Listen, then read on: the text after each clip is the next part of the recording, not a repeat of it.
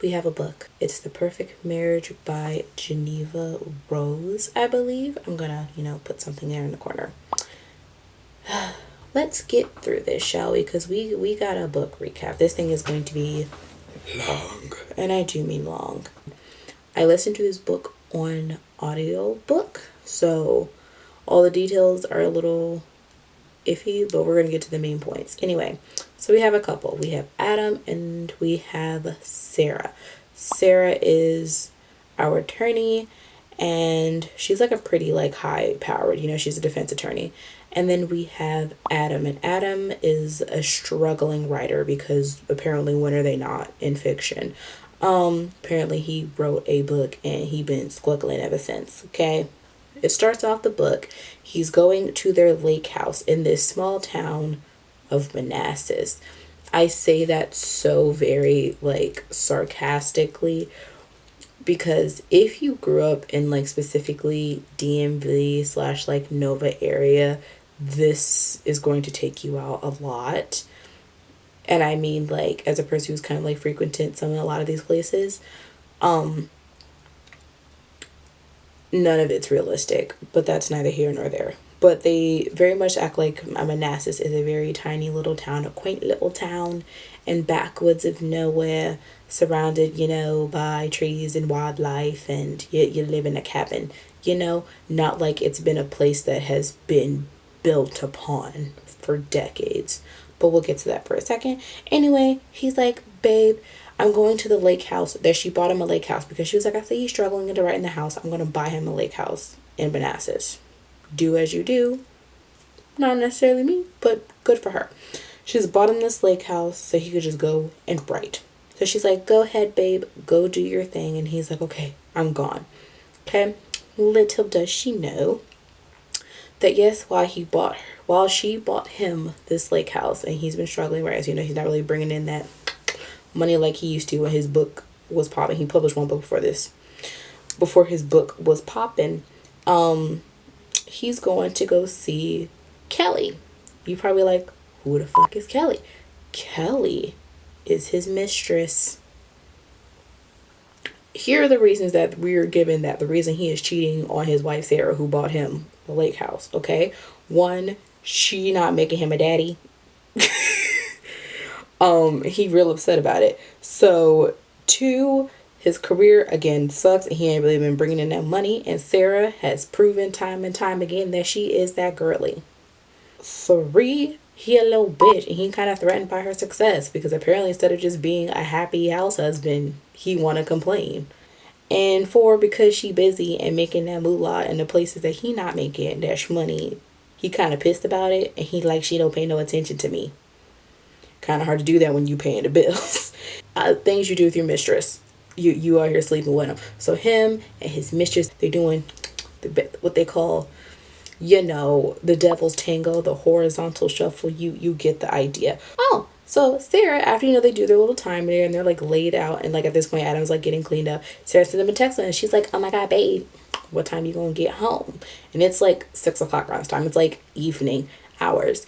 It's very, very important. He's like, I'll be home later tonight. What time you talk? He's like, yeah, I'm coming home tonight. Okay. And his mistress is like, oh my God, I can't believe that, blah, blah, blah, blah. Whatever. They, do some more, horizontal shuffle things. After they do horizontal shuffle things, he wakes up and it's a little after midnight. Okay, remember how he said he was going to be home tonight? It is after midnight. Crazy. He wakes up at midnight, he hears a car door slamming, and he's like, that's weird. Anyway, he's like walking around the house because also, we're in a novel like this. They don't believe in lights. They don't believe in turning on lights and shit. So he's walking around the house in the dark. Anyway, he's like, shit, I should get home because it's after midnight. So my wife, I would be home by now, before now, any other time. He go and kiss his boo thing Kelly on the forehead. So as he kisses her, he like puts a hand on her stomach and he's like, wow, that's a little bit wetter than it normally is. And I'm kind of confused because I'm like, what do you mean by her being wet? Not that wet, but being wet is normal. Like, I think he just accepts that, she's a toddler and just be wet in the bed, which it creates more questions about what their relationship was like. Because right before, they had their last sexy time, he was telling her how he was like, yeah, I'm gonna leave my wife, very much you suck men kind of thing, being like, I'm gonna leave my wife and blah blah blah blah blah. He's like, all right, before I leave, I'm gonna write her this note. It says something to this effect: I made up my mind for my life, and it's you. And make sure you're gone before the maid gets here at 9. That's like literally how they get, because we have a maid that comes in and cleans the house. Now that I think about it, I don't think that maid is ever mentioned ever again. She don't really matter. Just know that, the maid's gonna get there at 9. And he's like, I made my decision. It's gonna be you, and I'm gonna go home and serve my wife the papers. He drives back from Manassas, the small town of Manassas, and he goes to DC. Okay, here's the thing, because the story is set in DC. And often they go back and forth between Manassas and DC. I think this has probably been one of the weirdest timings, because there are times where it should take longer and times where the time is shorter, but we're going to get to that, because DC is like a very big and expansive city. Like some of the parts, even I don't even go in these neck of the woods. I think at this particular time of night, he said it took him 2 hours, and I'm like, it's after midnight. There is no reason that should take you 2 hours to get home from the small town of Manassas. But we're gonna act like it's gonna take you 2 hours. It gets home, so at this point should be like 2 o'clock, right? But I guess that works out for him, because Sarah was out partying or out drinking. She was really like a party girl. They're like in their 30s and 40s.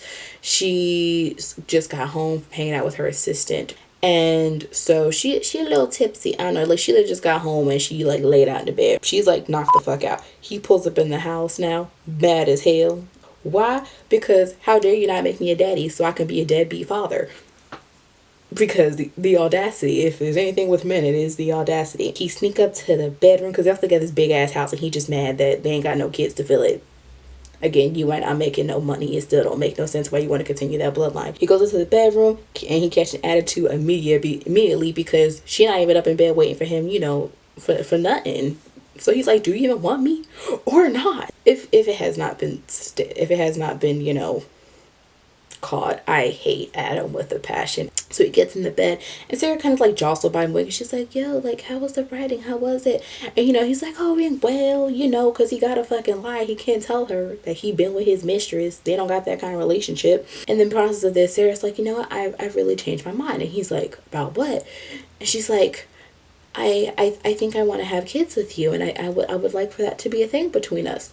So because she agreed to give him a crotch goblin, he's like, how could I do this to my wife? How could I have an affair on my wife, my sun, my moon, and stars? We promised to get married. It might not be perfect, but we gonna work it out. And so for the second time, and I think less than 12 hours, he's doing things unprotected. Next morning, Sarah's feeling great. She gets to work. They're like, why are you smiling so hard? Who got you cheesing like that? And she's like, oh, me and my husband, we just decided we're going to try for kids. And then also we get to meet, more people in her group. So we have talked about Anna, who is her assistant. She's going to be talked about a lot more. And we're going to mention Matthew, her gay best friend. I guess that was their token for diversity, but that is neither here nor there. We also get introduced to this guy named Bob. That was a choice. Bob is another person who works at this firm. It's like a law firm.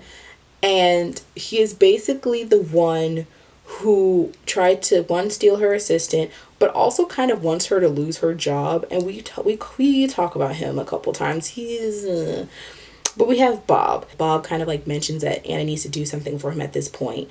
And Sarah's like, she's my assistant. You can get on somewhere with that shenanigans. And that's like how they do. Basically, just know that we don't like Bob because of this. He's very much, cis white mening it in the office.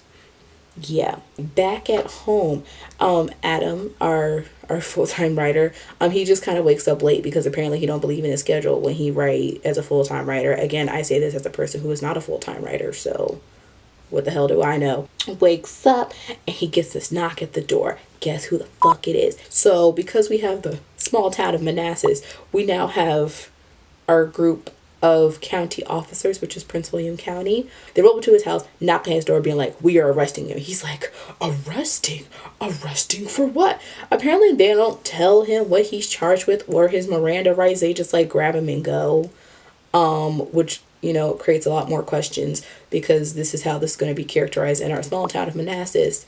that Prince William County has no idea what the fuck they're doing, even though this county also, has a courthouse. The city does, but small town of Manassas. Somewhere I was gonna talk about his mama. She's very much the TikTok boy mom. Like, I love my son and I'm kind of mad that he want to be with somebody who's not me. Very much that. So who does Sarah get a call from? Because Sarah's at work, doing her law things, and she gets a call from his mom being like, how could you blah blah blah blah blah.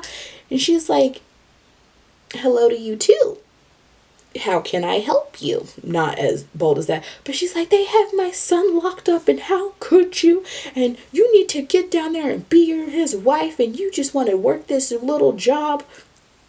I know, she real bold. But Sarah's like, give me a second, I'm gonna roll down to Manassas. So apparently she gets there. She gets from DC to Manassas in an hour. DC is a place that has rush hour traffic. You getting from DC to Manassas, I don't believe you did it in an hour. An hour and a half, maybe. And that's if you have an easy pass. But you still got to get out of the city. So, no, you didn't. They get down there and they start questioning her. She's like, what the fuck is going on? They're like, who do you know this person? Have you ever met her? And she's like, who are you talking about? Like, have you seen this woman? You start throwing out the pictures, very much that. Have you seen this woman? Do you know who she is? And she's like, I have no idea who that is. And he's like, well, did you know that, like, she was found in your bed this morning? And she's like, found in my bed? What bed? And he's like, this little house that like is apparently like in your husband's name. And she's like, the fucking lake house? Why is she in our bed? She starts clicking it because apparently she's smart. I would hope you are as a lawyer. But she's smart, and she started putting that story together way before Adam does. They're questioning him, and he still does not understand why they're questioning him. Like, what do you mean? Like, what could I have done? And they're like, well, do you know? And he's like, well, I kind of know her. Like, what about it? And then he finally say, like, yeah, we found her, and and we found her this morning. Specifically, your maid found her this morning in your bedroom. So what you want to do about that, homie? And he's like flipping out. Sarah, much better than I can ever be. She like gets up out her seat after she's been questioned, rolls in that next interrogation room and says, you won't stop questioning him. I will now be my husband's lawyer. Which again, you just found out that this man cheated on you. And you said I'm a defender. Interesting. As she's like questioning him and she's like, what the hell's going on? He said something about like, oh, I think her husband killed her. And she's like, the bitch got a husband? He's like, yeah, she got a husband. And she's like, well, who the fuck is the husband? And he's like, well, I think she said he worked for the police department. The current one that he's in. So he starts saying that like the husband killed her. The problem is that I don't think the husband knew exactly who he was. So this man gets wind that this man is in, the place of his employment. And reacts as so he rolls in and beats the fuck out of this. I mean, beats the out of him, right? Fucking him up. And so somewhere they have to like get the other cops, be like, hey, don't kill him, that's our witness. They ended up getting him to the hospital. His eyes full and shut now. It was kind of fucking funny. But whatever. And then he's just like, yeah, I feel like she killed him, like, oh, he killed her. I feel like he killed her. Blase, blase, blah, as he does. Just know that this will not last long because I think like a couple of days later they have a heart to heart as they sit there and he's like, well, I believe you killed her. And he's like, and the husband's like, why do you think I killed her? And he's like, well, she said you were abusive and I saw the bruises. And he's like, what fucking bruises? I never laid a finger on her. And he's like, dag, you so right, you so real for that. I don't believe you killed her anymore. We gotta find her killer. Based off one conversation, he ain't never met this man before. Just says, yeah, I know you weren't abusing the woman, even though she said you abused her. This is what we get from him. As they're going through this, because at one point Sarah's like, you need to tell me fucking Aaron, I mean everything. So she gets like in great detail about how this man cheated on her. He's completely true the first time because he forgets like some small details in there. At some point he then like tells her that the night before he wrote the letter to Miss Kelly that he was trying to leave her, and she's like, wowzers, like after like before you came home and said I would give you a fucking crotch grumbling, now you want to try and be faithful. crazy. As they're about to go to trial, because they're like digging through, because they're like, what the fuck is going on with this woman? Sarah finds out that Miss Kelly ain't even Kelly. And we find out Miss Kelly used to be Miss Jenna. We found out that she was also married before, and she changed her name because she got accused of killing that man, killing her last husband. So at this point, they're like, okay, we think we have a pretty solid defense. As in, like, she got a weird ass past. Maybe we can use that for justify why she did. But on top of that, the arresting officer for the first husband that died is her current husband now, and evidence went missing. That's not what you can do for the law, but what the law can do for you, apparently. Because at some point, you know, his mom is now in town. She like flew, I think she was like in Connecticut or something. His mom flies in, basically like berating Sarah, being like, you're the reason that my son is now arrested because you didn't give him enough attention and you didn't give him no fucking crotch gremlins. I hate women like her. I do. She's very like degrading. Anyway, as we're going through trial, because you know the trial's coming up, they start finding out more information about her, and it just gets real fucking, you know, sticky for this man Adam. One is that Miss Kelly was preggo, and the assumption is that it was Adam's baby. So he could have had one of his little crotch gremlins out there in the world, and now that's not happening. So at this point, Sarah's a little bit more pissed about that, which, you know, me too. They're trying to get him for double homicide. But also, even though we know that Adam been cheating, we find out that there's a third set of DNA. And you're like, third would happen to number two. First would be Adam, two would be your husband. Who is number three? That's our big, large question mark. So, with that information, Sarah is able to get that trial postponed. As they're there at like the courthouse, Sarah runs into her coworker Bob, and it's weird because I feel like Adam knows of Bob. I don't think he's physically met Bob, but he's sitting there looking at Bob, and he's like, why the fuck this man look familiar? Like, kind of like, I'll forget a name, but I'll never forget a face vibes. Like that. So he's like, why does man look familiar? As she gets his trial postponed, they say, hey, dude, we're going to put you in house arrest. You're going to stay at your house in your little small town of Manassas. So he's going back to the cabin and just like literally just stay in the lake house. Don't go nowhere, that kind of vibe. But it's a big ass house. We end up talking about Sheriff Stevens. Sheriff Stevens is technically the guy that arrested Adam the first time, but him and Sarah have become like a decent working relationship, kind of like a I scratch your back, you scratch mine, you know, that kind of vibe. Because I feel like you have to, you know, when your husband is on trial for murder. But at some point, like, Sheriff Stevens, like, comes over and is like, okay, I got some information for you. I'm going to tell you all this, like, stuff. I'm going to tell you all the details. And he in the house. And Sarah's like, oh, do you want, like, some coffee? He's like, oh, I love some coffee. And Adam is pissed, upset, angry. Because he's like, how dare? He's like, should I even be mad? No. He's like, first of all, this man coming up in here flirting with my wife, who I didn't give a fuck about 2 weeks ago, but flirting with my wife. Do I have the right to be angry? He goes, yeah, I do have the fucking right to be angry. So he's being like real fucking bad. He's like, yeah, I want some coffee too. And she like,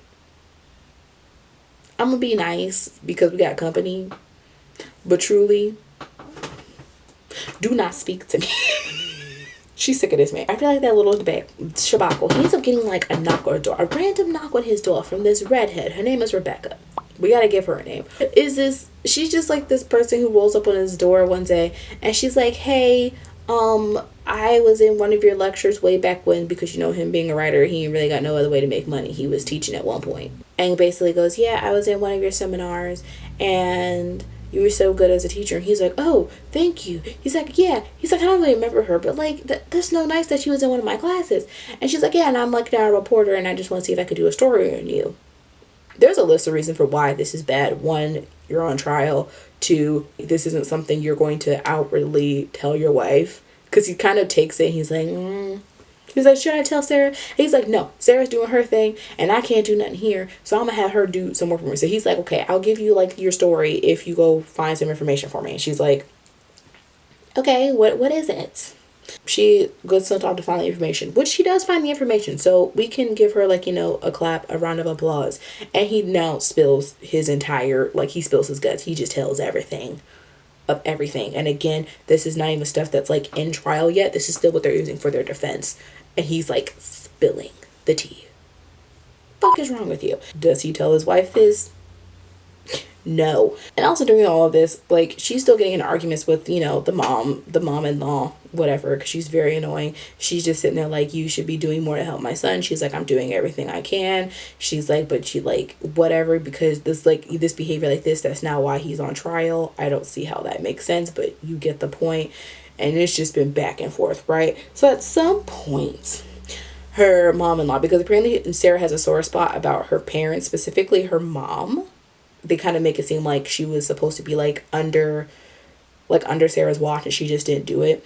Anyway, apparently this is a sore spot. They all know this is a sore spot, because also keep in mind that a lot of these arguments happen in front of, like, you know, Adam, and usually Adam's like, Mom, stop, don't do it, no. But in one of these arguments, I think she like shows up at her job. It's like literally throwing a whole tantrum in her office space. And she was like, you should be more careful because I know you couldn't save your mom or whatever. Something crazy like that. And we sitting there like, bitch, because everyone's like, are you fucking kidding me? So Sarah, being Sarah looks at her and was like, you know what? She's right. Help out your son, much like my mama helped me out yourself. Was she wrong? Yes. Was it deserved? Also, yes.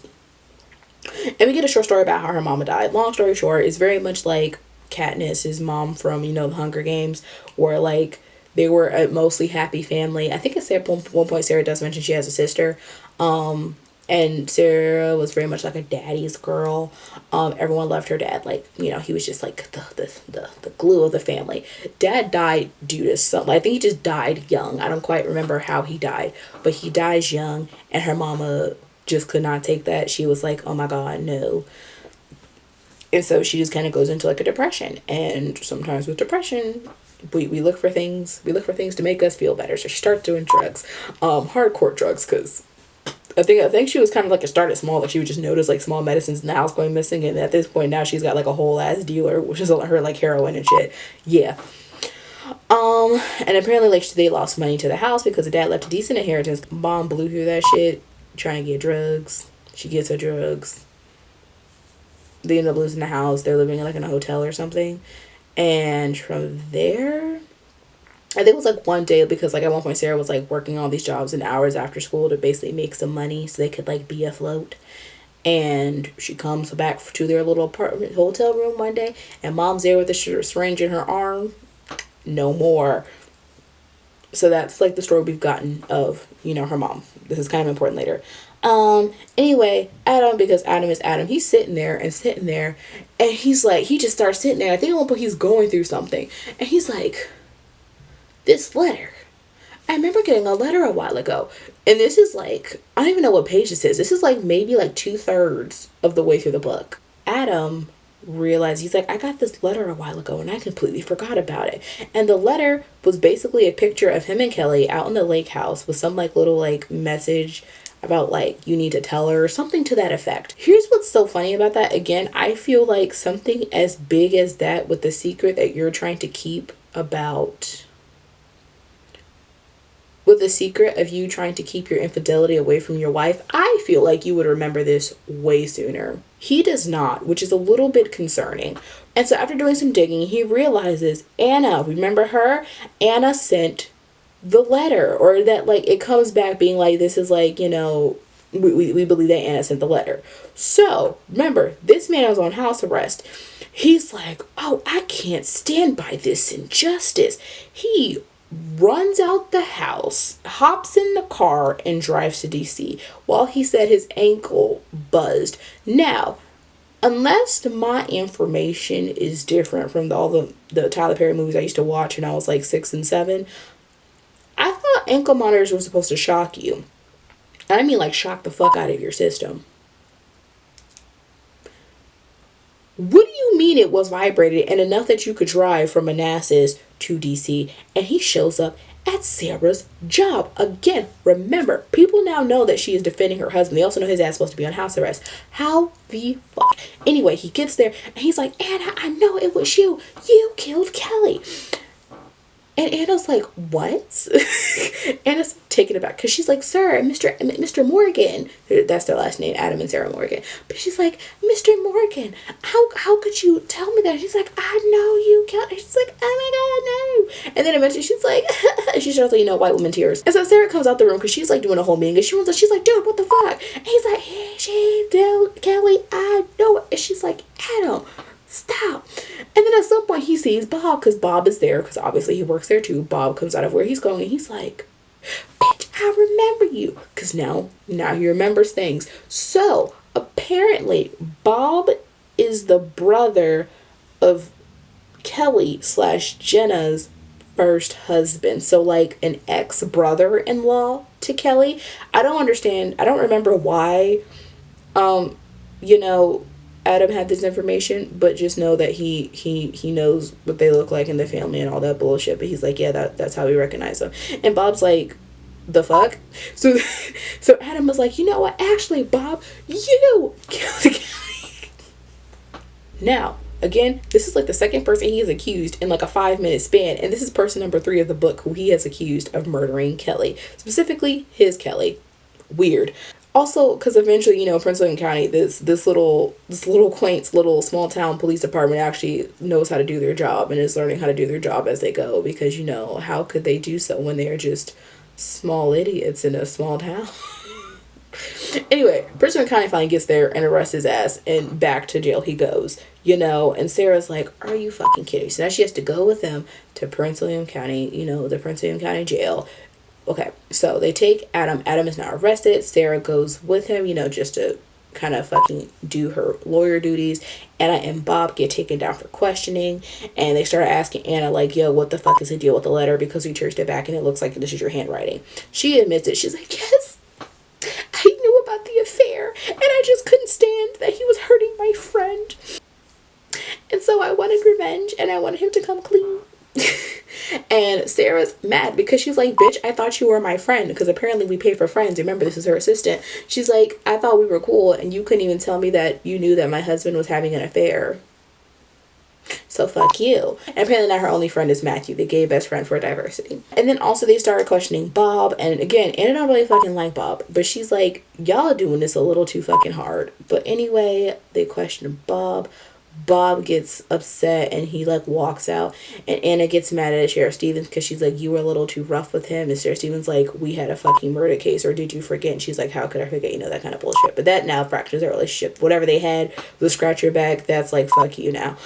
Then we get to Adam. Okay, now Adam, because if we learn anything, this man is dumb. So he sits in his little interrogation room. He's a little roughed up. And he realizes that when one of the last police officers left his room, that they left the door cracked. Just a smidge. And he looks.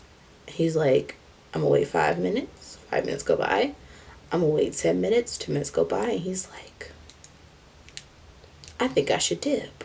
So he's like, and he sits there and he literally sits in his chair. He goes, I'm going to do something that I'm going to later regret, but I got to fucking do it. So this man gets out of his chair, somehow was able, because apparently they don't have him in handcuffs anymore, gets out of his chair, walks to the door, peeks out in the hallway. No one's there. I don't know why.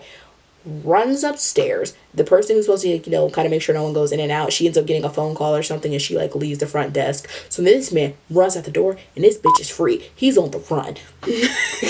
So somebody about to lose their job. Adam walks his little tail. It's cold outside, and he's so sad. And he's like, I walked and my feet hurt, and I don't know what to do. He ends up finding a truck stop, and he ends up stealing clothes from a truck. And then he almost gets caught by some some truckers, and somehow he doesn't, because this book would end a lot earlier if we acted accordingly to how dumb he is. And he runs out, and he ends up going to a little convenience store. And at the convenience store, he's like, shit, I ain't got no money on me. I was able to change my clothes so it doesn't look like I'm just, out from prison. So he's like, he's like, okay, hey dude, little man, can I borrow your phone? The clerk. And he's like, well, fine. And after some back and forth, he's like, fine, you keep my phone. He ends up calling his mommy, because that's what he does. And he's like, mommy, I'm free. And she's like, oh my god, my baby, what do you need? And he's like, okay, mom, I love you too. I'm gonna see you at this little event, or at your hotel later tonight. She's like, okay, baby. Because because that's what she does. And then also he's like, can I make another phone call? Because he also ends up, he gets a map because he's like, I can't call my wife. And I'm like, you fucking true. At least you have that one brain cell. But he's like, who else am I gonna call? Rebecca. Rebecca don't answer. And he's like, well, based on the map, she says she lived, I think he points out like Gainesville. Again, I truly think Miss Geneva was sitting in her little place looking at Google Maps and was like, that shit makes sense, doing none of the photos of Gainesville.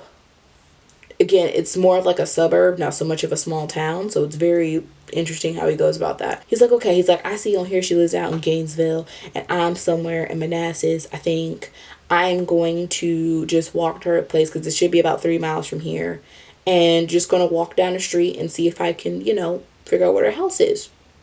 So that's what he does. He literally walks to Gainesville, walks down a random street of houses, because I don't even think she gave him a street name. She just said she lived in Gainesville. And he's like, oh, I hope her car is parked out front. Somehow, by the grace of God, if we have learned nothing, somebody really looking out for this dumb motherfucker. I don't know how or why he even lived this long. But he walks down the street, figures out which car is hers. So he's like, obviously she must, be here. So he's like banging on her fucking door like he's SWAT. And at one point she don't answer. First she doesn't answer. Then she opens the door. She's like, hey, yo, what the fuck are you doing here? Again, you were supposed to be arrested. And he's like, well, I didn't know where else to go. Because he's dumb. And she lets him in. And she's like, oh my God, like, I can't do this. And people are after me. And he's like, who's after you? She's like, I don't know. They're just after me. And so they're going back and forth. And then at some point, police sirens go off. And he's like, bitch, did you call the cops on me? And she was like, you were banging on my door. I didn't know. I just called the cops. Because apparently it's safe to do so. She's like, I forgot to call the cops. I don't know how the fuck you forget that you dialed 911. But she did. So they come and get him, arrest his ass again, and he gets thrown back in jail where he is. And Sarah gets wind of this and she's pissed. And then Sarah rolls up to him, and at one point he's just sitting there. He's like, oh, like I'm looking like another fuck up, because he is. And so at one point he's like, well, what do you want me to do? And Sarah's like, until this trial is over, stay your ass put. She's like, that's all I ask of you. And he's like, well, I guess I can do that. They end up going to trial. And at some point she ends up finding out who the third set of DNA is. So apparently, I don't remember this part in the book, but apparently it's online that they said that the third set of DNA belonged to Sheriff Stevens. That was a choice. And then as they're doing the kids, they do go through the trial. We don't get to see the trial. But we do know that they come to a decision. And so apparently the decision, they were like, this shit is quick. Like, what the hell? Right? So they end up getting, saying like, oh, they got a decision. And literally, like, at one point, Sarah's like, usually a quick decision ain't good. Anyway, they give him his decision. And then we get a time skip. 11 years later. 11 years later, and the opening line is, Adam's execution is today. I'm not gonna lie to you, I cackled. Like, I was wheezing. Because again, it's not that I think he's a bad person. I just think he's dumb, so I couldn't even feel bad that he was going as he was innocent. Whew. Anyway, or we think he's innocent.